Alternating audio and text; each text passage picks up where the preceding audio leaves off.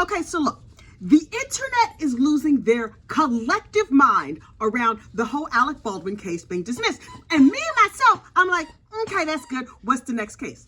Please stop squeaking that toy. My dog is squeaking a toy. Okay, so look, here's the question that I have about this case. How did the bullets get on the set of Rust? And there's been a lot of names thrown around, a lot of information out here in these true crime streets. And I was like, you know what we need? We need one of them Brandy Churchwell charts so Brandy can figure it out for us. But I don't even know if Brandy Churchwell is following this case. So I have made my very own chart and I'm going to break it down. And is it as good as the Churchwell chart? Of course it's not, because I am not Brandy Churchwell. But look, I think I've tracked it down.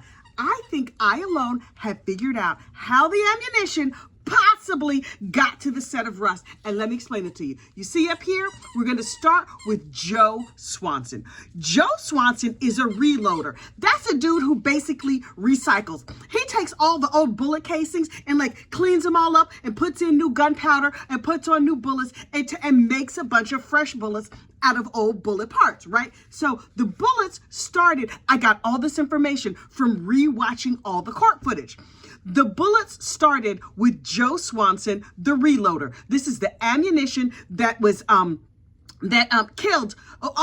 That unfortunately unalived the people on the set of Rust. Okay, so look. So Joe Swanson made a bunch of bullets for Thel Reed. Thel Reed is Hannah Gutierrez's dad, but don't worry about that right now.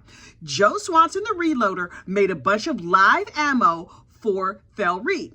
Thel Reed took the ammo to Texas for a cowboy camp that was being hosted by the TV show called 1883. I think it's Yellow something. I don't know. Anyway, by 1883, the TV show. When they were done with cowboy camp, that's where they go and they run around, they go pew pew, and they pretend to pew pew each other, and they learn how a real gun works. It sounds real fun. I kind of want to go to cowboy camp. Anyway, they had 350 rounds of live ammunition at cowboy camp. When cowboy camp was over, there was about 100 or so rounds left. And so those live rounds went back to Thel Reed's house with Thel, some of them. The other part of them went to Seth Kenney.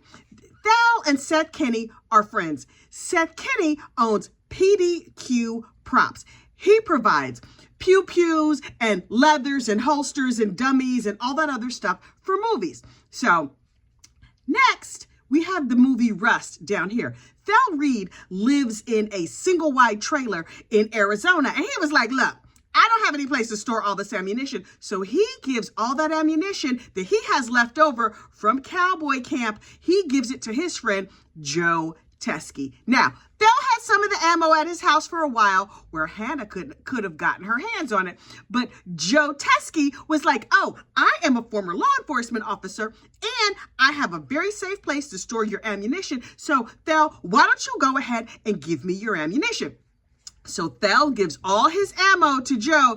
Did he give some to Hannah too? Child, unclear. We don't know. But Thel says, I gave all of my ammo to Joe, and then all the rest of the ammo that came from Joe Swanson went to Seth Kenney. Now, down here we have the movie Rust. The two people that are connected to the movie Rust are Hannah Gutierrez Reed, Thel's daughter, and Seth Kenney, PDQ Arm and Prop. So these deadly bullets ended up on the set of Rust by one of these two channels. After the unfortunate unaliving happened on the set of Rust, the sheriff's office showed up and they were like, okay, let's collect all the live rounds. All the live rounds that were found on the set of Rust ended up at the sheriff's office. Sometime later, Thel Reed was like, wait, those sound exactly like the bullets made by Joe Swanson that were left over from cowboy camp. I don't have any. Therefore, Hannah couldn't have gotten her hands on them. But you know who does have some? Seth Kenney. Seth Kenney provided the bullets, according to Thel. But Thel Reed couldn't prove it because he no longer had his bullets. So he called up his friend Joe Teskey and said, Joe, can you take the leftover bullets and give them to the sheriff, and so that the sheriff can run all the tests to see if they match the bullets that were found on at the Rust accident?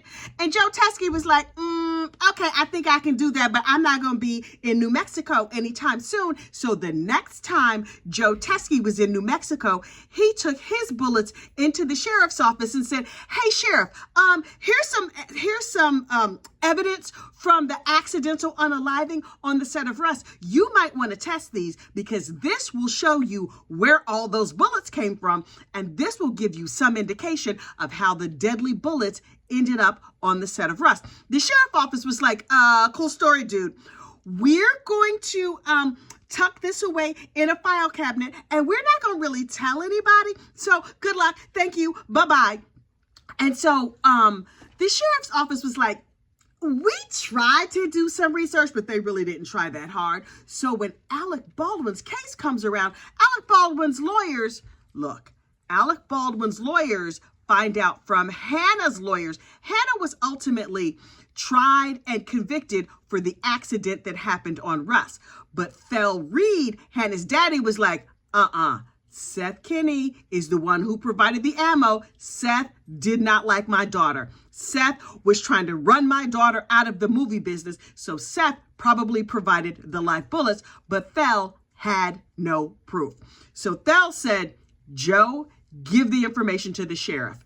Joe gave the information to the sheriff. The sheriff hid the information and did not tell Alec Baldwin's lawyers. Alec Baldwin's lawyers found out anyway, probably from Hannah's lawyers, also from Joe Teskey. And when it all came out in court yesterday, Alec Baldwin's case was dismissed with prejudice, which means he cannot be tried again. So in case you were confused about where did the bullets come from, or possibly where did the bullets come from, you got the chart right here. Now, you read this, honey, do a screenshot, and you take a look, and you see what you think about where the bullets originated on the set of Rust. Like this video, subscribe to the channel. I have an entire playlist about this case in the description box of this video. I will see you soon. Bye.